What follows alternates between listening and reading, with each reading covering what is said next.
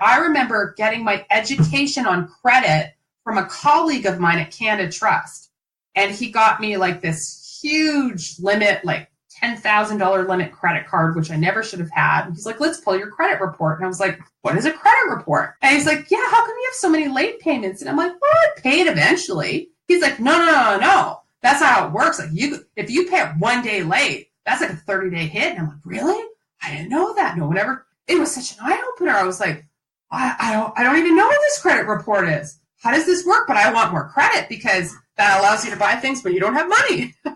So yeah, it's funny because I really didn't get any kind of education. And I even took, like, when I was at the financial planning firm, I went through a lot of CFP courses. Now I'm sure it's different now. And I actually have to tell you, I do talk to even, like, let's say somebody at the head of marketing in a bank. They probably don't know how to check their credit. We just don't get these lessons. And it's something that's so incredibly important.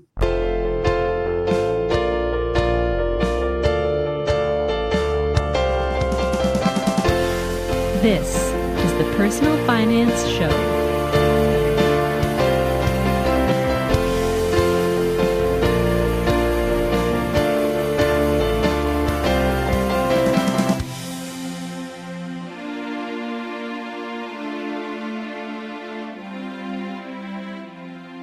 Hi, I'm Bo Humphreys, and this is the Personal Finance Show.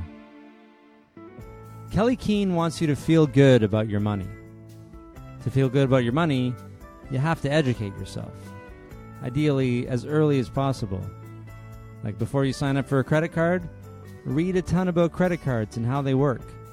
Before you buy a house or a condo, listen to podcasts about the pros and cons of buying real estate. There's so many personal finance resources out there today, and people like Kelley, who are dedicated to educating people about money. Kelley's written 9 books, and has a 10th one on the way called Talk Money to Me, which will be published in December 2019. When Kelley was younger, she didn't have the personal finance resources that we have today. She had to learn about money through trial and error, which we talk about in the episode. Today, Kelley spends a lot of her time trying to change people's thinking about money so that they don't fall into the same traps that she did. Kelley joined me from Edmonton, Alberta, to share her personal finance story. My earliest money memory. I can't think of any when I was really young. No, that's maybe not true. I had a very early affinity towards money. I always loved it, maybe because we didn't have it growing up. I remember looking down for money with my brother shopping. And if we found $5 or $10, of course, my mom would make sure that we didn't see where that money came from or we'd have to promptly return it. But if there was no one around, it was a very exciting time to snap that up. I do remember a few of those, but my most special money memory when I was growing up, and I can't remember how young I was. I had a single mom raising 3 kids. Oh, wow. Yeah, it was pretty tough. My dad left when I was 8. She didn't have any formal education and worked with my dad. So when she was on her own, she had to get a waitressing job to support us. So money was really tough. I did, though, have a number of very wealthy uncles. And one uncle in particular was very generous. I didn't get to see him a lot. But when I did get to see him, he would always pull out a $50 bill. Wow. A $50 bill? $50. You know, he didn't see us on birthdays and holidays and things of that sort. So I think that was his way to just kind of be like, hey, this is your birthday holiday money or whatever. But it was a lot of money to me. And one thing, because I didn't get a lot of time with my mom because she worked, and she used to iron all of our clothes all the time. So I'd sit with her on the stairs and I'd watch her ironing clothes, and she used spray starch very specifically to make sure our clothes were starched. And so when he would bring me that $50 bill, if it was like crumpled in any way, I would like sneak downstairs and I would plug in the iron and I would spray starch my money. I would iron it so it was nice and fresh. Now, you might think I'm telling you this because I was good with money and I put those bills away and I didn't spend them. Oh, no. I spent them right away. But I did want them to be crisp and starched, like my mom starched clothes. You know how when you get that money, like I was just in LA and I got some US cash and it was fresh and it was just, I don't know. There's something it's special. Straight from the bank. Yeah. Oh, like totally, right? And you're just like, oh my gosh, it feels so good. So, Because I was thinking like you're gonna put them in a photo album or something. That's why you're doing that. But you like the feeling of it. Did you say you were around 8 or no? When would this happen? I would say maybe even a little bit earlier, maybe like 5 or 6. I remember doing that. I remember sneaking down and ironing. So yeah, I've always loved money, always loved fresh bills, even today. And today, I have to tell you, when I come back from a trip, I never cash my money back in. I still walk around with like euros and pounds and American money. I don't use it, but I just love having cash. It makes me feel secure. Well, so what are you doing with a $50 bill when you're that young, though? Oh, who knows? I mean, I think because we didn't have money, when I did get money, I spent it probably 100 times in my head. Oh, you were ready. Yeah, okay. Oh yeah. And probably bought candy. Who knows what I bought with it? And my mom would try so hard to teach me to save. She'd be like, why don't you put some in your piggy bank? And I'd put it in my piggy. And then she had these, it's interesting. Here's another early money memory that I haven't even thought of till you asked me. My mom bought these ginormous piggy banks for my brother and I. Like, I had one brother that left he was way older than us, so he was gone when I was growing up. But they were ginormous. They were like 2 feet tall at least. And there was no little plug at the bottom. So when she would put money in these piggy banks for us, we knew that was like long-term savings. And it almost used to kill me. I'd be like, no, don't put my money in that bank because I'm never going to get that out. Because you have to break it? You would have to break it to get it out? Yeah, I had to break it. So I can't remember what year we actually broke it. Yeah, it was just like, it would just kill me. So that's probably why I've written so many books about trying to develop a healthy relationship with money, because I definitely enjoyed spending it a little too much. Yeah, so I don't know if you're okay to drill down a little bit on your mom's experience. Like, that sounds so challenging with 3 kids. Yeah, it was. And like I said, my older brother was kind of out of the house. He's 12 years older than me, so I don't remember him being home too much. So,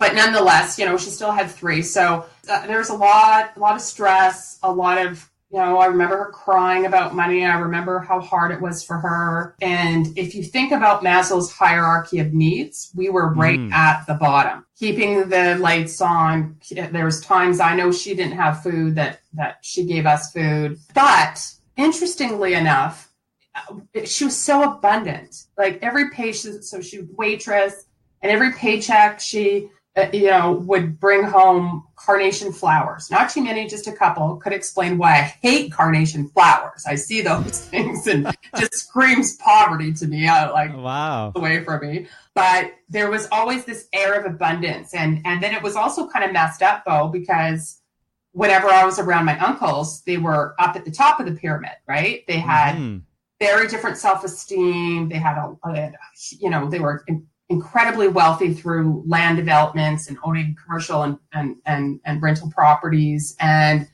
it was just night and day. So I just remember looking at them and I was like, it's so much better to have money than to not have money. So you're floating between these 2 worlds when you're very young.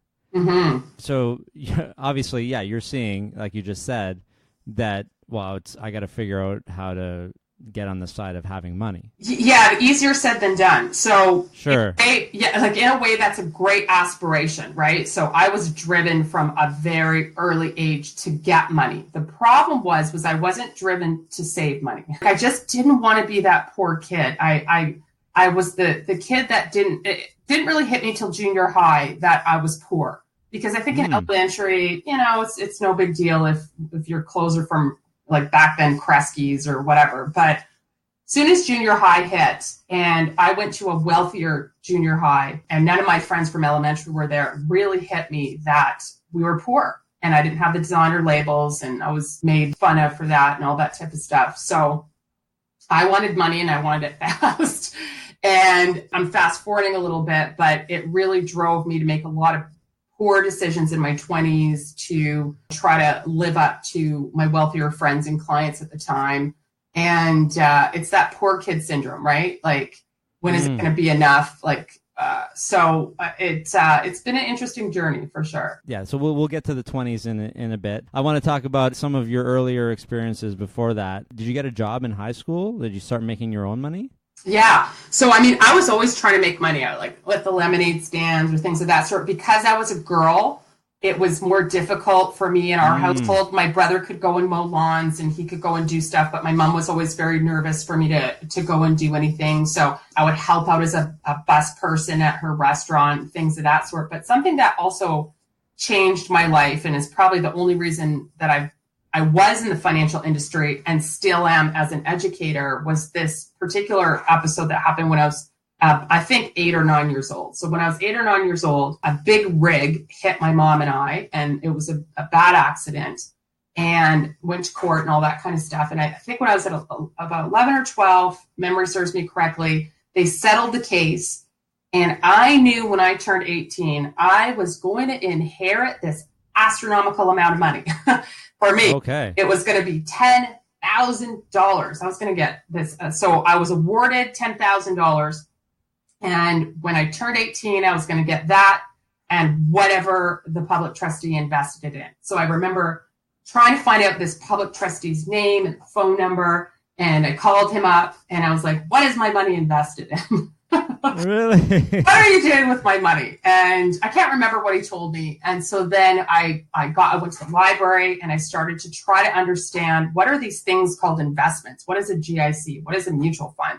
And I remember asking my mom, she's like, I don't know what those things are. Why don't you go to the bank and ask them? So I went to the bank a couple blocks away and I made an appointment. And I was like, I want to know what these mutual funds are. And she's like, well, we don't give advice. And she just kind of handed me a brochure. And so I was trying to understand what these things were. They were very complex to me. And I remember calling the public trustee back up. And I said, look, I have a little bit of an understanding of investing and you need to take a little more risk because I'm like, there's years till this. So anyway, he was like, I can't do that. Stop phoning me, lose my number. So when I turned 18, you would think that I took this money and I invested it. And I did. I invested it in an RSP, which was so the wrong move because I was 18, didn't know what I was doing. And then I promptly wanted to move away from home and bought a condo, which I could not afford, and used all my money up. So that was also another lesson in trying to quell that poor kid syndrome by buying something I couldn't afford. But that I have to say that probably really did change my life. That really had me focusing on, look, like when I'm 18, I'm getting this money and I want to make sure I get as much as possible. So you got early knowledge. Well, first of all, like, were you guys all right? Like, do you have lingering any issues from the accident? Oh, thank you. That's very kind of you to ask. I mean, there was a lot of health issues, like a lot of, headaches and things of that sort. It certainly also set a path of having to look after myself health-wise. But no, we're fine, thank you. But, it took a number of years and at an early age, realizing how precious your body is, right? Yeah. So you're learning about fragility and also about personal finance. And some people don't have these incidents or anything happen to them until they're like 30 or later. And by that time, maybe they're already in tons of debt. You learn, but then you tried to jump the gun a little bit by buying the condo and you had mutual funds in an RSP? Yeah, mutual funds at RSP, of course, all high risk, right? Yeah. I'm going to invest it. And then I was like, I have to move away from home. I really wanted to be independent. And I had my first car waiting for me even before I was 16. It was like a beater. Independence was very, very important to me. And I remember my sister-in-law, again, because my brother is older, and her calling me, compelling me to stay home. She was like, please don't leave home at 18. You have no idea how much money you can save. And I was like, no, I have to be on my own. So it was that drive to be independent, that drive to be on my own. And then the rental properties were just about as expensive as buying. And I think too, because I had a big brother who really believed in home ownership. He sat down and kind of crunched the numbers for me. And he said, look, like, you're not building any wealth. You're just, throwing money away. Now, in hindsight, I didn't make any money on my condo, but I could see where he was coming from. And he said, if you don't pay your rent for a month, like if you don't pay your rent for a couple of days, you're kicked out. If you don't pay your mortgage for like a month or two, they'll work with you. They're not going to just kick you out. So he said, you're actually safer and more secure to buy something than you are to rent something. So he convinced me to buy, probably just because I had older influences in my life. homeownership was an issue. But I'm getting a little off of your question here. No. This is good because yeah. So you actually had it before. Did you end up selling it? Well, okay, so here's another interesting thing that I did. Opportunity came up for actually the house that I grew up in. A family member was selling it, and I could buy it back for a pretty good deal because it needed a lot of love and renos and things of that sort. So I did. I bought it, and then I couldn't sell my condo. So I got a real lesson in what do you do if you can't sell a property? Of course, making the other mistake of buying something before I sold the other thing. This was a number of years later. So I rented it out, which was a nightmare. I learned that I did not want to be a landlord. It was a lot of work with a full-time job. So I did finally sell it. I don't think I made any money on it. It just wasn't a great housing time. Like this, I'm 44. So back when I was, maybe in my, maybe 23 or 24, I think I was trying to sell it. The real estate market hadn't moved at all. So you were just kind of paying your mortgage and building equity that way, but not building it through appreciation. Nothing like we've seen over the last 20 years, for example. Which is what people use as an argument for buying. They still use the same argument your brother used on you, right? Today is you're building equity and it's going to grow, but maybe at this point that they could be in the same situation you're in where things are flattening out, right? Yeah. Well, and you know what's interesting, Bo, is when I was in the financial industry, I worked a lot with people that had real estate because my family, my uncles had a lot of real estate, and any financial person in the industry was always trying to convince these people to sell their real estate holdings and invest it in mutual funds or stocks or something like that. Because, of course, that's how they get paid a commission, right? They're not paid a commission if they're advising you on your real estate. So I was on the board of the Edmonton Apartment Association, things of that sort. And I really kind of carved out a little niche for myself with them. And I remember doing a lot of analysis for clients at the time. So this would be back, I don't know, maybe in the early 2000s. So just about 20 years ago. And we would look at the question. So if you own a lot of commercial real estate and you bought it, let's say in the 50s or 60s, as a lot of these people had, when you pass away, as you know, capital gains are due now, unless it rolls over to a spouse and all that kind of stuff. The issue was, can your family afford to pay those capital gains if both parents passed away? Or are they going to have to fire sale the property, maybe at a bad time, things of that sort? Think about the Calgary market right now. And would life insurance be a good thing to have to be available for your kids to pay the tax? So I do these analysis all the time with an accountant, of course, and a lawyer, because I'm not an accountant. But the reason I'm telling you this story is I would go back 20, 30, 40 years and see how much real estate had gone up in my city. And it usually grew at maybe 1% on average. So at the time, real estate grows a little bit, but not much. But, 20 years later, it's like, yeah, exactly. People think that you're going to get these huge returns, and we've seen that, but nothing does that forever. So, yeah, it did give me that early lesson that you don't necessarily make money off of real estate, which I think was a good early lesson for me. It's not fun to be a landlord. It's costly. It can be costly. And I had a brand new condo. So you would think that there would be no problems, but there were. And it's a job, right? Being a landlord, people don't think of it. It is having a side hustle or a part-time job. That's what it's like. And if you think it's just going to be, I'm going to show up once every 3 months and screw in a light bulb. Yeah. It's interesting what you said about having that perspective early, because everybody thinks you're crazy now to not invest in real estate because it's guaranteed to go up 18% a year, right, or whatever it is. And so to have that early perspective probably has helped you, not then, but today. Yeah, absolutely. And to also do the analysis of, are you better, let's say, like you're all in if you buy a rental property, you're all in that city, you're all in that neighborhood, you're all in that building. And if you think about, people like it because they think it's safe, you can touch it, you can feel it. But you're right, there's, the call at 2:00 in the morning because the toilet's clogged and everything, you have to deal with it. But then there's also the diversification problem. You have zero diversification.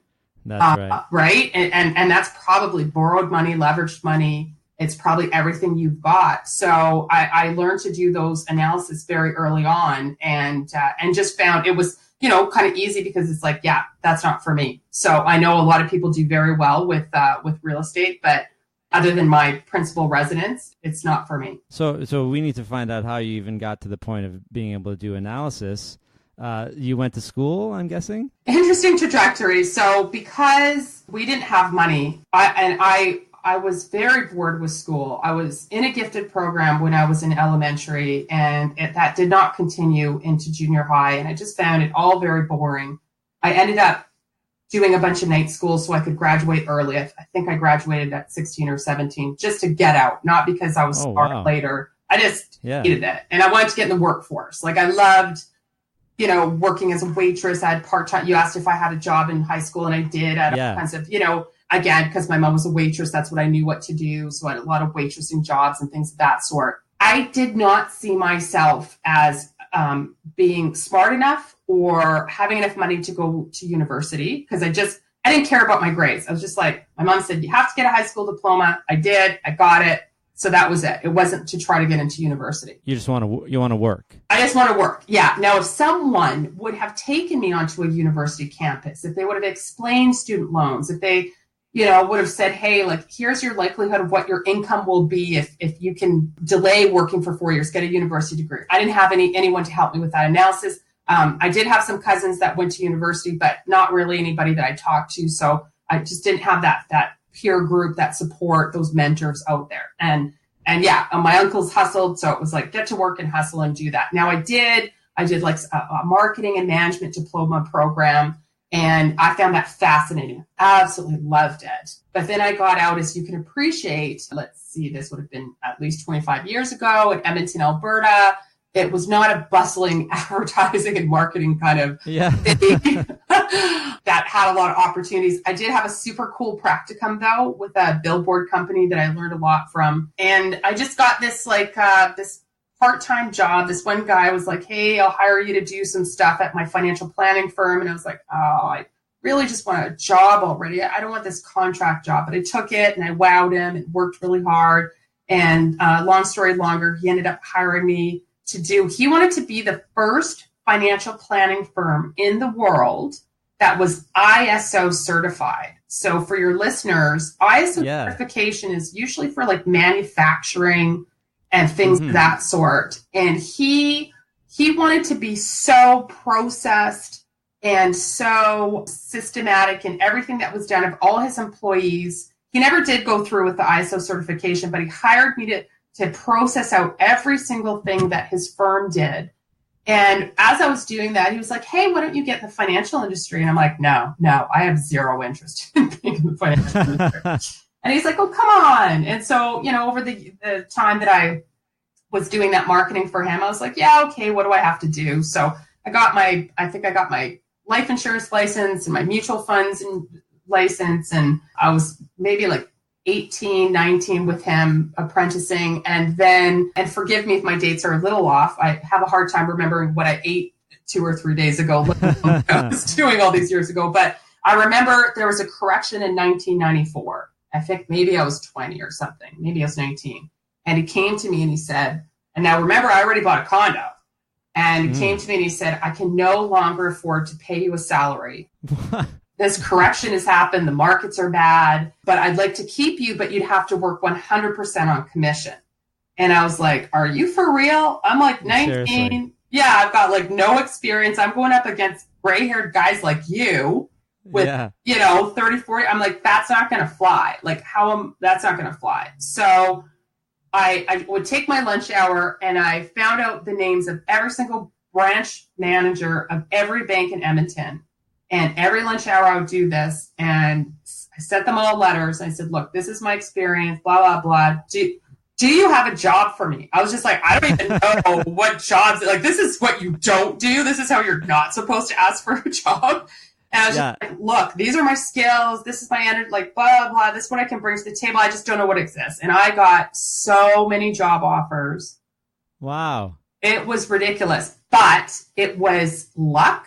And it was timing, because this is just when, you would know this, Bo, this was just when the banks were doing this incredible transition from being godlike, I give you money, I dispense money to you, to all of a sudden, baby boomers don't need money. They're paying off their mortgages. They don't need car loans. Wow, they actually have money. These baby boomers now have money to invest. And so all of the banks were now like, look, we got to get on this investing bandwagon. It sounds absurd today, but all those years ago, there weren't investment people at the bank. So their internal people did not have this customer service kind of mentality, the sales mentality. It was so foreign to them. It's like, we are God. You come and ask for stuff from us. We don't service people. So I got a job at Canada Trust. They weren't ready yet. They didn't know what was going on, but I kind of sludged through that, learned a lot there. But the job I really wanted was with Scotiabank, and it also paid twice as much. So I remember being 21 was at Scotiabank, and I had 28 branches that I was their personal investment manager. And so half of my job was to get everybody in the branch licensed, like to help them get their mutual funds license, because almost no one in any of my branches had a mutual funds license. That's how long ago it was. Okay. And then if you had $1 million plus, that person would come to me and I would figure out where we went if they needed to go to Scotia Trust or offshore or Scotia McLeod or what have you. And then I had that job, loved that job. It was fantastic. And then that kind of went by kind of wrapped up. It was a job that wasn't a long-term job. And all my colleagues went international or what have you, but I just bought a house. So I couldn't leave. And then I opened my own firm in 2000 and sold it in 2005 back to the guy that I apprenticed for, because I'd written my first book in 2005. And I was like, you know what? I think it's going to be a lot more fun. I'm going to take a leap of faith and see if I can hang my hat out as an author and an educator and see if I can help people with money that way. So there's a lot to dissect. Yeah, I know. That's why I'm like, okay. So the first thing is, I love how you just sort of were like, whatever, I'll get licenses if you want me to. Because this is like, what, you said you were 19 at that time? I think I know I was 18 because I just bought my condo, and I think I even started working for him a little bit before I was 18. Wow. Yeah, because I bought my condo in the year that I was 18. Yeah. It does sound like the thoughts of a teenager. Like, I just want to do this thing. I don't know, whatever, if that's the right way to go. But what motivated you? Was it just the desire to work? What motivated you to apply to all the banks? Well, first of all, I had to, because I had a mortgage now. Oh, so that was motivating too. Okay. That was huge motivation. Oh my gosh. I remember when I first started with a financial planning firm, and I wasn't even working full time, but I was still living at home. And I remember the receptionist who did the accounting, she came to me and she said, could you please cash your checks? You have like 3 checks you haven't cashed. And I'm like, oh, okay. I didn't need the money, so I'll cash them. And she was like looking at me weird. As soon as I bought that condo, Paul, I was like, when's payday? When's payday? When's payday? I am so broke. Like, I had never known what it was like to be broke. And I mean, you're a kid. We didn't have money growing up. But as a teenager, my mom didn't make me pay rent. And any money I earned, I got to spend on myself. She was very generous that way. Like she could have been like, no, pay rent. She was great. Just let me just like have do whatever I wanted. So any money I brought in was just like fun, clothes, you name it. You left home before you really grew up, right? Like you never really had a chance to figure, you went out and put yourself into the fire. Absolutely. Yeah, absolutely. I'm sure I would have done it all the same again. And I just had I remember just going and buying stuff for the condo. Like I had nothing. I had no dish soap, no pots and pans, no wooden spoons. There was no dollar stores back then. So, or very rudimentary dollar stores. Like now you could go to a dollar store and you'd be just fine. But I just remember I was like, oh my God, how much is laundry soap? Like, this is ridiculous. And I remember also going home for dinners at my mom's. I'd be like, Mom, I really appreciate everything you did for us, because now I see how expensive it is. Like, I would be eating like beefaroni on one frying pan for years. That's it. If it couldn't be cooked in a frying pan, it wasn't cooked. So is this all all during your years of like, so you worked for Canada Trust, you said it was a contract. I should back up. When I applied to all of the banks, it came down to two offers I wanted the most. And one was with Canada Trust and one was with Scotiabank. And like I said, Scotiabank was paying twice as much. It was a way better position. By the way, for your listeners, I never should have had any of those jobs. Both of them required a BCom, that my colleagues were like in their 40s. But both of the guys that I interviewed with saw some hunger. They saw some passion. They were like, this is a customer service kind of position. This is a sales position. I think she's got something. She's certainly got the drive, So they were cool to like just kind of like gloss over that. And I think too, because the guy at Scotiabank, he worked his way up as a teller and he didn't have a university degree. I think he took pity on me.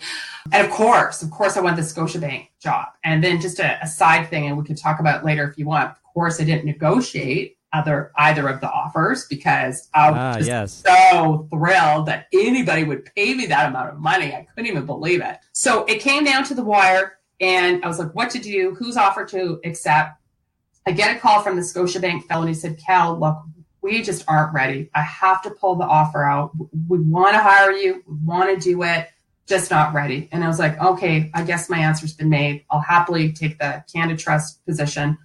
Again, my memory's a little fuzzy, but I think I was only there for around 6 months. Totally miserable. My colleagues were miserable. We all were complaining, this is not what we were promised. We were sharing an office. We were sharing a laptop back when, it was still dial-up. So I always in my networking years sent cards out to people, personal notes. I'd remember their birthdays. I'd send them Christmas cards. So I sent all these Christmas cards out. Maybe 200 Christmas cards. I get a call literally on Christmas Eve, I remember, from the Scotiabank fellow. And he says, Cal, are you happy? And I said, I'm not happy. But I didn't want to look for another job because I was like, how is this going to look on my resume, right? This isn't going to look at this financial planning firm for a year and a half. Now I'm over here. Now it's 6 months. And back then, it was very important you were at a job for a while. Like it was not socially acceptable to just, bounce all over the place. So I didn't want to, I was just, no, you're going to just sludge through this. And I had other jobs on the side too, because it wasn't paying enough. So when my Scotiabank guy called on Christmas Eve, I was like, yeah, I'm not happy. He's like, you know what? We're ready for you. You want to come on over? And I'm like, oh yeah.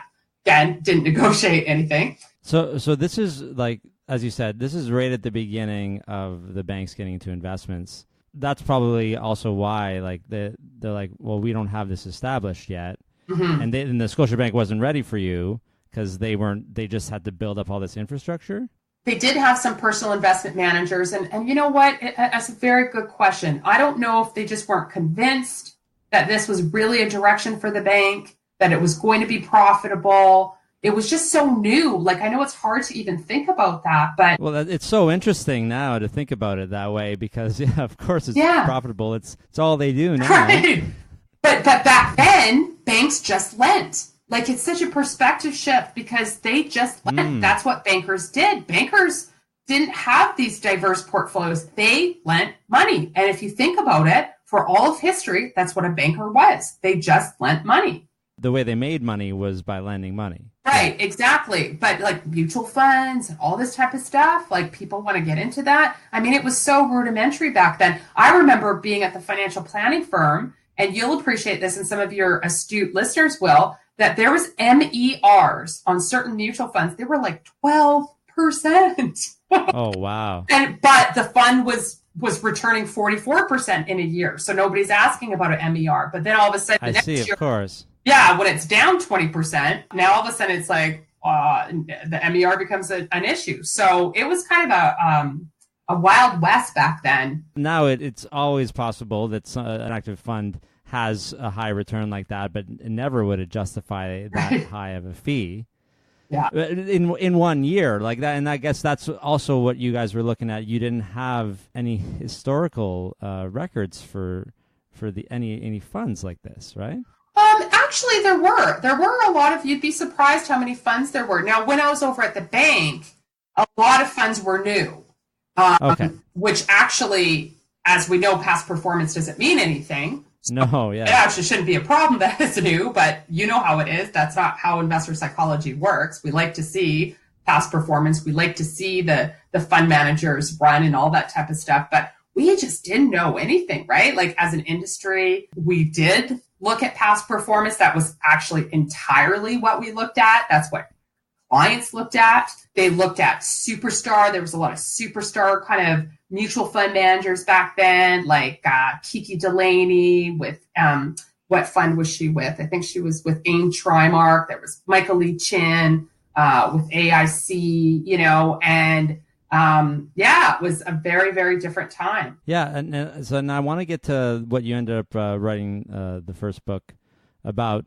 but I also want to mention, you mentioned a couple of things in passing, like the early opportunity that you missed because of gender. I never thought about that as kids. Of course, you don't even get a chance to earn money because of gender bias as a kid.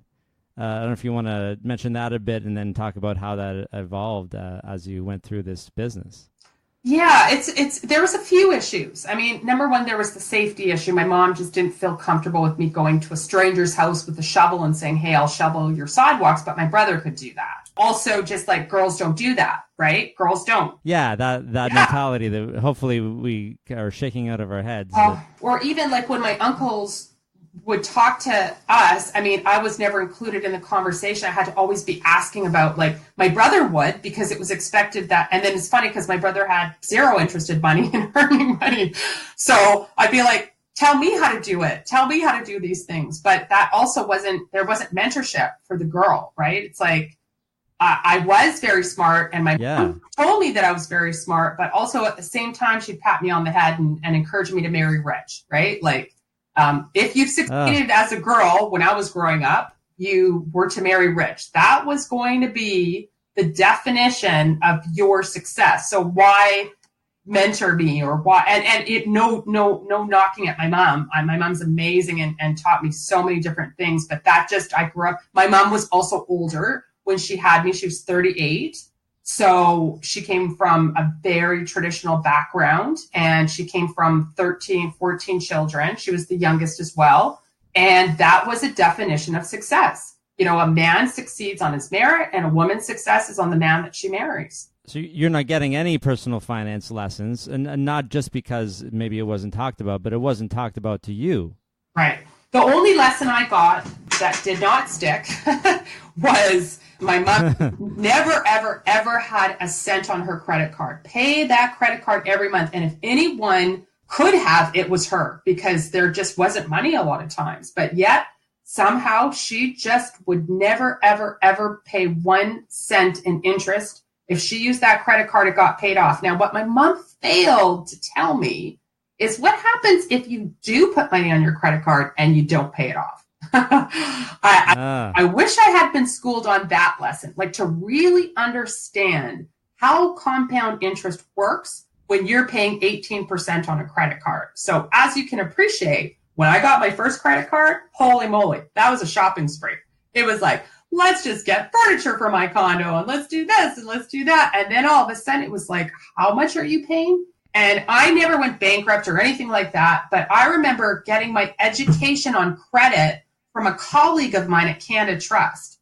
And he got me like this huge limit, like $10,000 limit credit card, which I never should have had. And he's like, let's pull your credit report. And I was like, what is a credit report? Oh, wow. Yeah, he kind of went through with me and he's like, wow, you've been really irresponsible with your credit. And I'm like, yeah.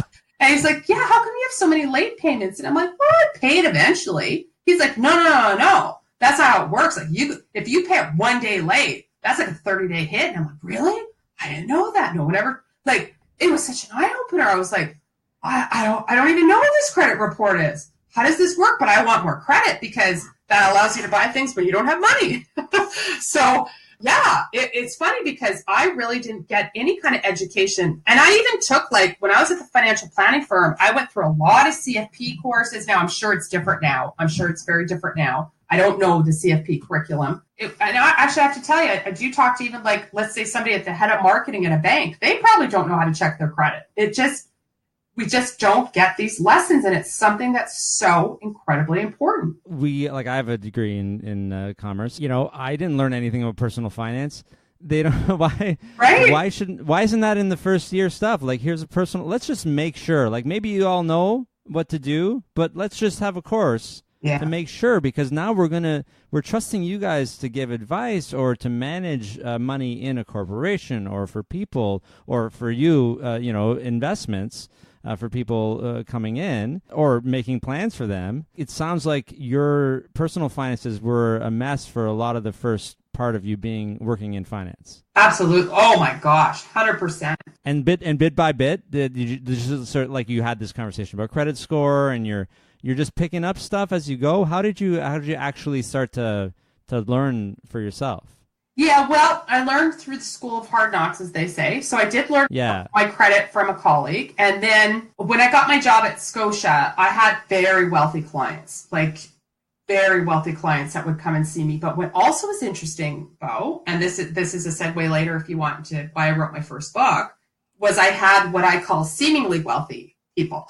So every branch was supposed to send me their wealthy people. What would be really curious would be, and of course, if you bank with that bank, I would see your whole file. I would know your net worth statement, right? Because you had your mortgage with the bank and all that type of stuff. So there would be maybe this local celebrity or local businessman or woman, and they'd be like, hey, you should go and see our investment manager. So I would have an appointment with these people. I'd look at their file and I'm like, this person's $2 million in debt. They don't have any money. Why are you referring them to me? But everybody thought they had money, right? Everyone had money. So that was a huge eye-opener for me as a young person to be like, I know who you are. Everyone knows who you are, but I have to keep the secret that you really are broke. Like, well, it helps you. It helps you not have the Beyonce factor, as Shannon Lee Simmons would say, right? Because if you can see Beyonce's financial statement, so you know if the yacht has been borrowed or not. You know what the mortgages are like if everything's leveraged, right? And then you would also see the person that would come in that looked like they didn't have a cent in the world, and they had $5 million in GICs, and they were grinding you for a better rate, but. Yeah.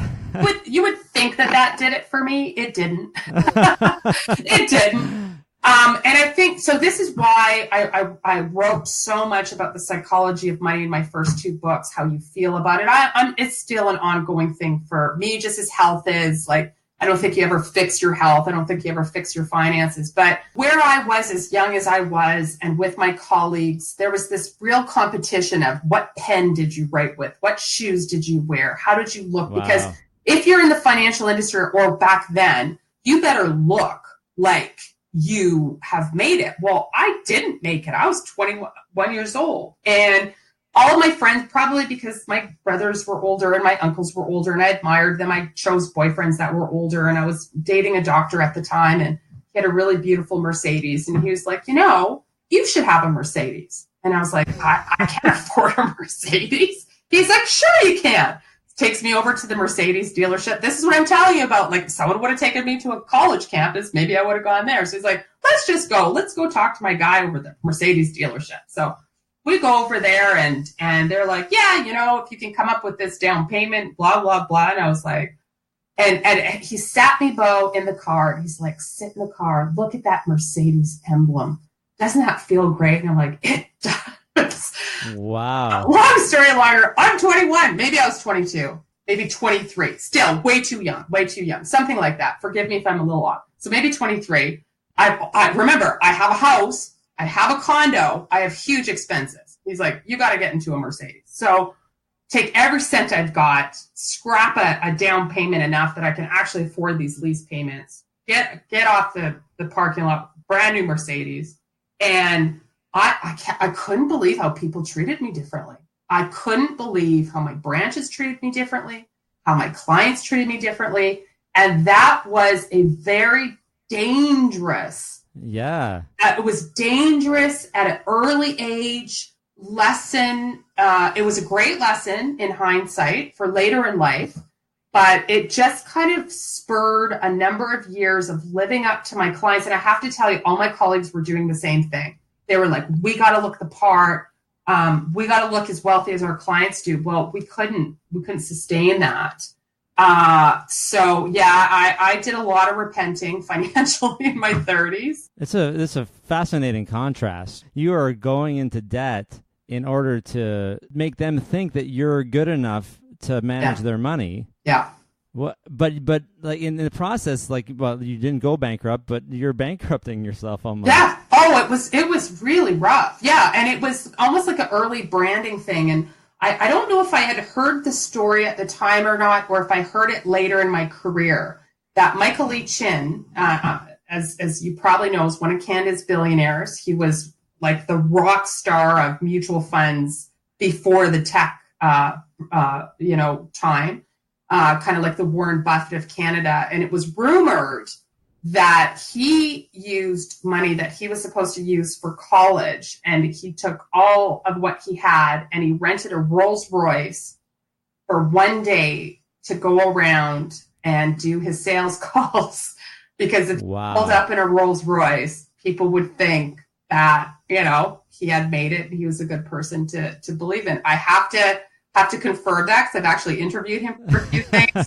So I do have to confirm if that actually is in fact true or not. But I probably had that in the back of my head, that you got to look the part to get the part. But boy, did I paid a lot of years for that. Now, on a positive thing, I did keep my car for 13 years. I ended up buying out the lease and kept that thing for a long time. It was a very interesting time when I was just trying to keep up appearances and using credit to do it. So you're learning so much about personal finance along the way, and you're learning, of course, you're getting experience in the finance industry, and then you're like, I'm going to write a book.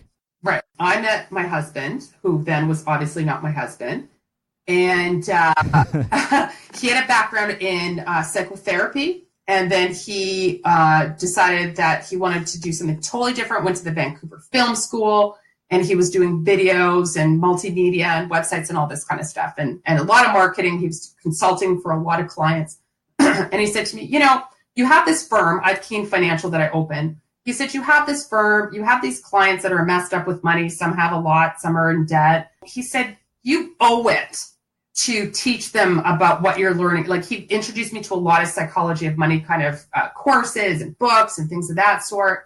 And I was studying all the principles. He's like, you owe it to your clients to teach this to them. And I'm like, well, I don't have time. Like, I don't have time. Like, as a business, I could only take on so many clients. I already was full really fast. I did some good things marketing, and I was full. I couldn't even take on any more clients hardly. And, you've got to do your investment reviews. I didn't have time. And so, but I said, what I'm going to do is I'm going to get some girls, some of my female clients, some of my friends, and I'm going to do like a little course, and I'm going to teach them about the psychology of money. And see what they think. And it was really fun. It forced me to put content together. We'd have wine at my office every, Wednesday for 6 weeks, and just talk about, like, hey, do you have money issues? What, like, what are your issues? What are your issues as a woman? All this kind of stuff. It was fascinating. And then also he said, you need to write a book because you don't have a university degree. And I think that's holding the perception, like how you feel about yourself, but also how people look at you. And it would be good for your career to write a book. I'm like, I don't know anything about writing a book. I don't want to write a book. I'm not a writer. No interest. Don't know anything about it. No thanks. So he hounded me forever. Once I finished the course, he just looked at me and he said, you know what? That's kind of your book. And I was like, oh, yeah, that actually could be my book. And so I went to a few courses on, how to publish a book and all this type of stuff. I didn't even understand self-publishing versus publishing. I didn't even know what that meant. And it didn't matter, because I was like, I tested this material. I worked it out, and I think this would help my clients. I'm going to come out with this book for them, because I don't have time when I'm meeting with them to really talk to them about these issues that I think could really help them. So I'll come out with this book to help them. So that was the impetus for coming out with the book. And if it does anything, great. If I sell any books, whatever. And because my husband had this background in, he helped some clients with PR, with writing press releases and getting media coverage and things of that sort. We did a bunch of stuff by accident. I got on some bestsellers list because I did a bunch of media and sold a lot of books in a short period of time. And then I got some offers from publishers, and I was like, maybe I could do this. And back then, I couldn't find anyone to align with because it was all older guys in the industry that were looking for young people to join them. So nobody, like you couldn't be on the road doing stuff. You had to be in your office looking after your clients. So I was like, well, maybe I can, there's a great quote by Wayne Dyer who says, if you are what you do, what are you when you don't? And I was like, maybe I could sell my company and just not do that anymore. So that's it. Yeah. So you made the choice. Let's just have a chat about money, like, right? And which is, that's what I'm trying to do. That's what I'm trying to do with this podcast. I think that's what a lot of people are doing is, bloggers and podcasters and, on social media and stuff is let's just talk about it, right? But what year was this? When I sold my company, when the first book came out?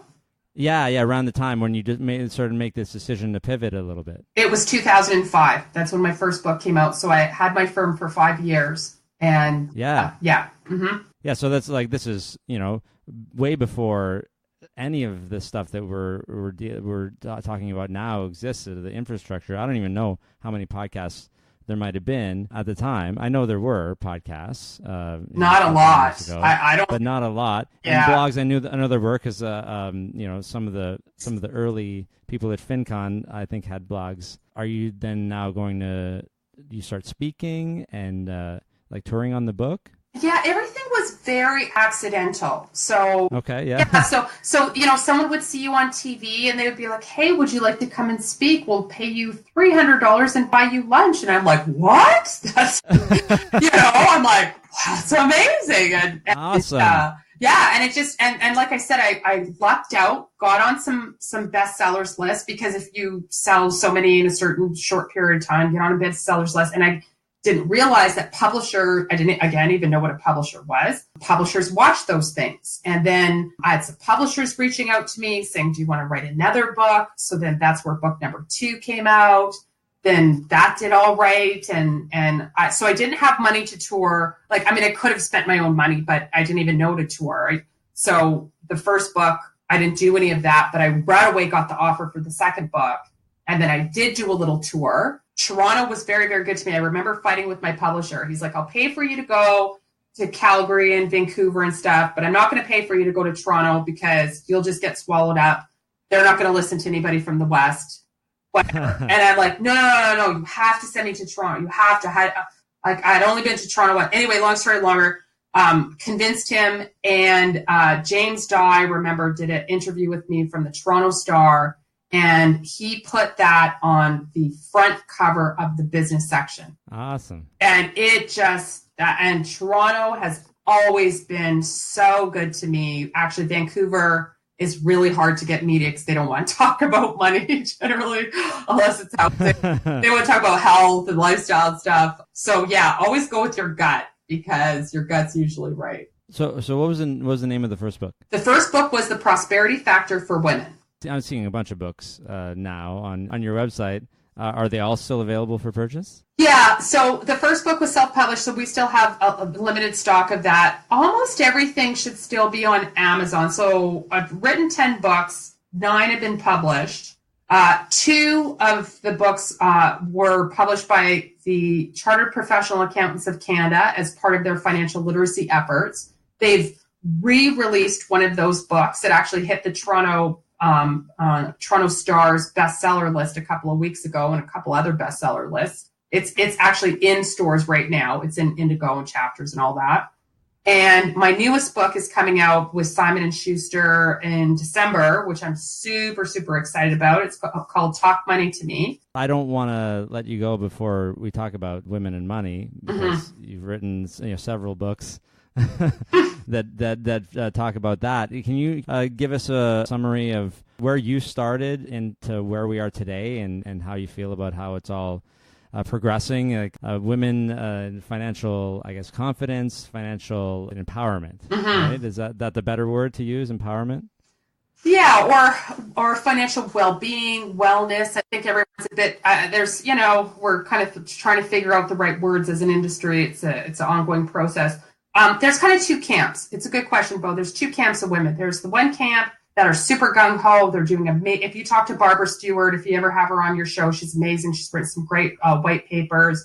I think she was an investment banker or whatever. I know she's a chartered financial analyst. And she would say women are really stepping up to the table. They are not as risk adverse, if at all. They know what they're doing. They're doing amazing. Okay, that's great. Yes, there are those women, but there's another camp of women that aren't. They are very risk adverse. They're not paying attention to finances. FP Canada, I'm the consumer advocate for FP Canada. These are the folks that certify financial planners in Canada. And we did a survey for International Women's Day last year, and our survey revealed that 40% of women said that they have zero knowledge about finance and investments. That's a big number as far as I'm concerned, and that is pretty representative of a lot of the women that I talk to. I think too many women are still deferring to others when it comes to their finances. They're just not paying attention for a number of reasons. And you know what? We're just newer in our finances. Like, I don't even think in the 50s you were even like, I think you still had to ask, maybe it's not 50s, maybe it was the 1930s. You had to like get your spouse's permission to own property. There's still a lot of women all over the world can't own property. If it were just a few years earlier, I would not have been able to be in the financial industry. I wouldn't be where I am today. It just wouldn't be possible in the 1950s or 60s. It's crazy to me that women couldn't, say, vote like 100 years ago or so. And yeah, exactly what you just said. Like, I got to ask your husband's permission to do this or that. It's crazy to me because this and the fact that any of this patriarchy is still lingering, it just seems also backwards and wrong today. But like, yeah, you're right. No runway, right? Like gender and race, like people are like, oh, we're equal now. Well, I mean, not quite. But, yeah, exactly. Right? We had this, the white males had this really long runway that no one else has, right? Yeah. So you've wanted to focus on this in most of your publications, it seems. Well, especially coming again from having a single mom and knowing that moms have a difficult time. Like women are living longer. Women, if you're going to have a family, it's a lot of the burden's going to be on them to leave the workforce, to try to get back into the workforce. When parents are aging, regardless if it's yours or your spouse's, they're the ones that are usually taking time off work. They're the caregivers. So there's lots, and we're earning less for the same job on average. There's some stuff we're not doing. There's a great book that I love called Women Don't Ask. I was talking to you about negotiating. The authors of that book estimate that by a woman not negotiating her starting salary and subsequent salaries, that she leaves $1 million on the table during her working lifetime. So yeah, which you mentioned earlier when you were talking about not negotiating your salary early. Yeah, so there's a lot stacked against women and a lot that we're, I think, as a gender, need to step up a little bit more for those that haven't. Again, we're newer in our money conversations than men are. Men talk about money more, I think, still than women do. So yeah, we're evolving, like we're getting there, but we certainly have a long way to go. Each one of these things that you're saying could have a podcast episode in right. itself. And I really would like to have you back in the future, because now that we've told your story and people know where you're from, we can talk about the things, more about the things that you're doing now and more about these issues that are really important to talk about. But I'm really glad that we got you on today so that we could learn your personal finance story. That'd be great. And thank you, Bo, because you are telling so many people's stories. There can't be enough stories because every single one is going to relate to people differently, like cookbooks or other styles or whatever. So congrats to you for all of the hard work. I know these podcasts take a lot of work, but you're doing a great job in helping. What is my mission is for Canadians to feel good about money. So thank you. Thanks so much. Thanks for coming on the show. Thanks, Bo. And that was episode 92 with Kelley Keehn. If you like the podcast and want to see me get to episode 100 and beyond, episode 100 is coming up in September. It's actually not that far away. Please support the podcast by going to my Patreon site and becoming a patron. It's only a few bucks a week, but if enough people do it, it starts to add up. So head over to patreon.com/BoHumphreys if you're interested. I am now offering free 15-minute personal finance consultations online. What are we going to talk about for 15 minutes? We're going to talk about your finances. We don't have to get into details, but I want to know how you think things are going financially and whether you're feeling good about your financial future. We can't make a lot of progress in 15 minutes, but the idea is that in that time, if you feel like talking to me is helping you feel better about your finances, then you might want to book some personal finance coaching time with me. After the free 15 minutes, I charge $50 an hour, plus HST if you're Canadian. I want to help you save money now and help you achieve your financial goals if you have them. And if you don't, I want to help you figure out what they are. It's going to be worth way more than $50. So just head over to bohumphreys.com and click on the banner to book a 15-minute chat with me for free. That's it for this episode. I'll be back next week with independent financial advisor at You and Yours Financial, Daryl Brown.